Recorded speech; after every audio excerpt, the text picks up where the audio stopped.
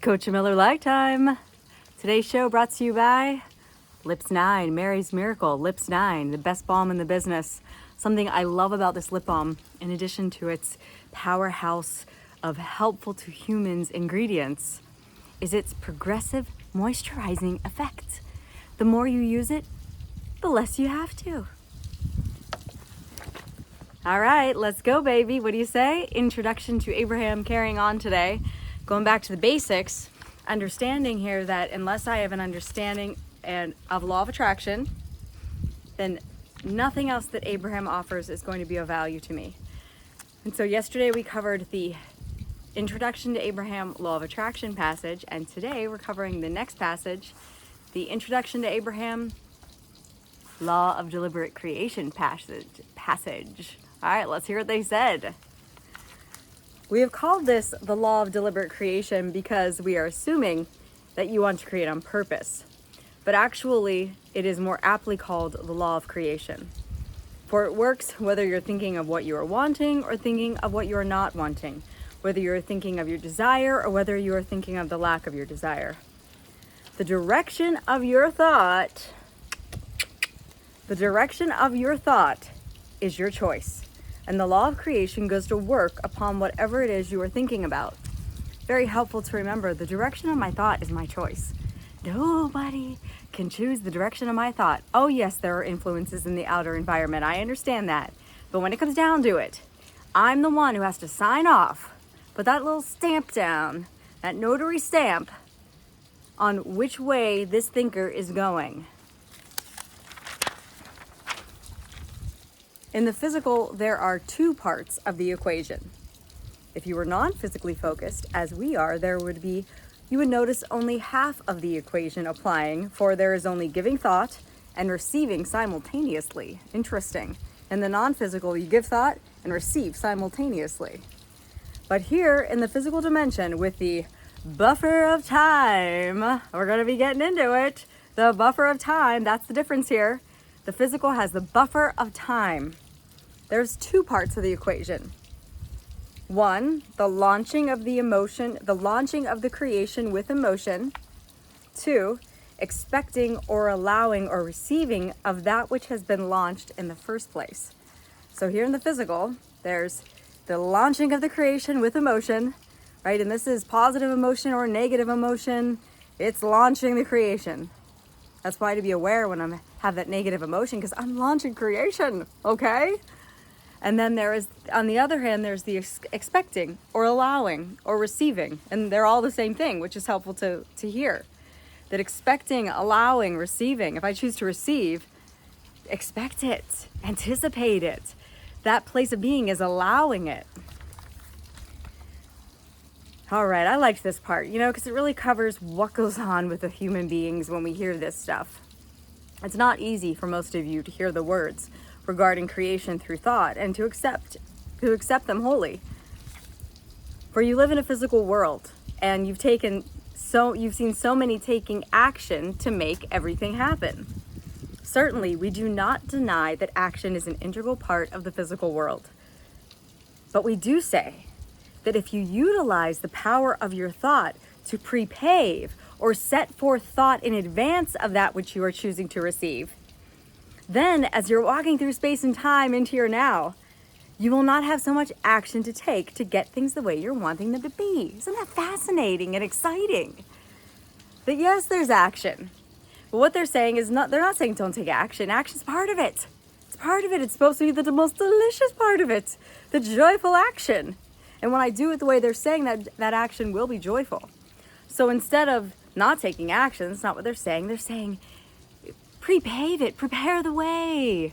Prepare the way with my thought, with my visualization, with my pondering. That I love the way they said it, let's hear it again. If you utilize the power of your thought to prepave or set forth thought in advance, I like that, set forth thought in advance of that which you are wanting to receive, then as you're walking through space and time into your now, you will not have so much action to take to get things the way you're wanting them to be. You ever find yourself really trying hard? So I do. It happens to me regularly, only because of not understanding this and not applying this. And as I apply this, that's not going to happen.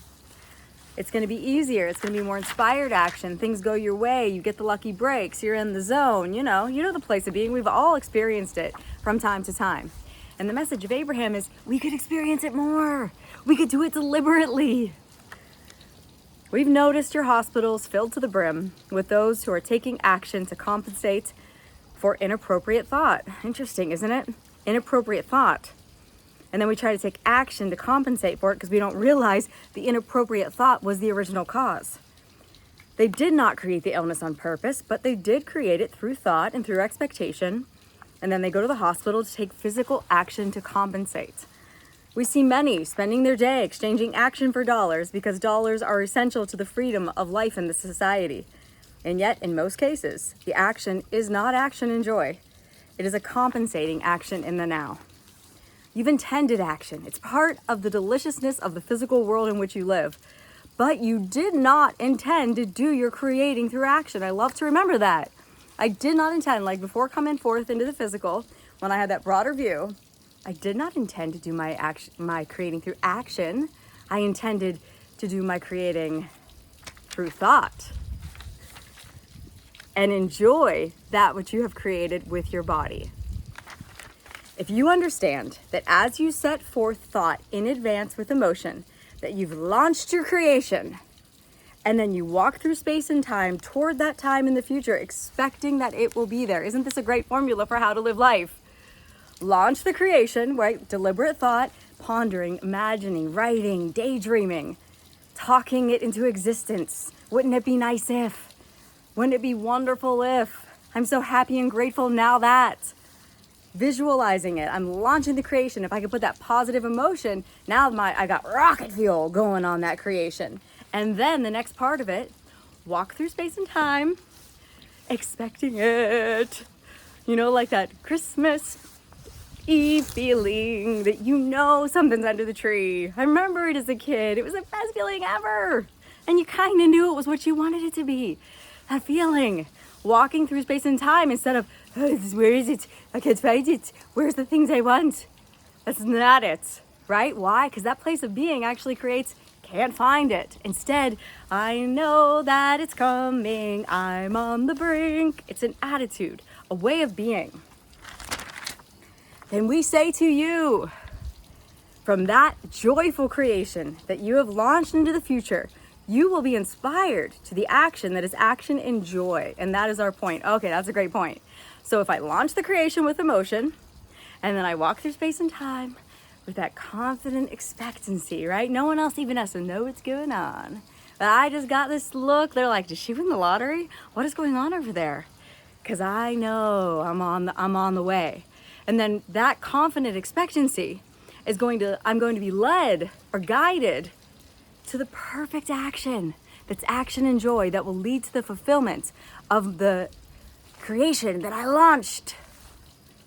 When you are taking action in your now and it is not action and joy, it is our absolute promise to you that it will not lead to a happy ending. It cannot, it defies law. So what's the mathematical equation? Action and joy equals happy ending. Action not in joy equals not happy ending. Action is not enough. The action and joy is the idea. And yeah, it's gonna take practice, right? Listen to what they say next here. They say, we'll get to it after this statement. They say, rather than being so ready to jump into action, to do, to go, to get the things the way you want them to be, we say, think them into being, visualize them and expect them, and they will be there because I'll be led or guided to the action that's action and joy. Oh, it says it next. Ding, ding, ding. You will be guided or inspired or led to the perfect action that will bring about the process that will lead to that which you are choosing. You'll be guided or led to the perfect action that will bring about the process. Isn't that an interesting way to say it? There's a great difference between that which we've spoken and the way most of the world is going about it, right? So it's going to take a minute. Give myself have some patience with myself here. And what I really enjoy about this is we have time, right? I just have to utilize it, like especially powerful time. When I wake up in the morning, first wake up, and right before I go to sleep at night. if it's like 10 times pay, you know, you ever play slots, it's like 10 times pay. It's like, oh, that just turned into a really good pay right there. That wasn't even that good of a pay, and now it's a freaking hand paid jackpot. What is it? Before I go to bed at night, and as soon as I wake up in the morning, if I go to bed and that feeling of that desire fulfilled, and I imagine it and I feel it, then first thing when I wake up in the morning, do that same thing. And then throughout the day, we have time. I have time. I just have to get in the game and utilize it. Shower time, drive time, walking time, there's time. There's nothing but time. It's just a matter of understanding the rules of the game. When I do, then I'll use that time I have to set forth thought in advance. All right, people.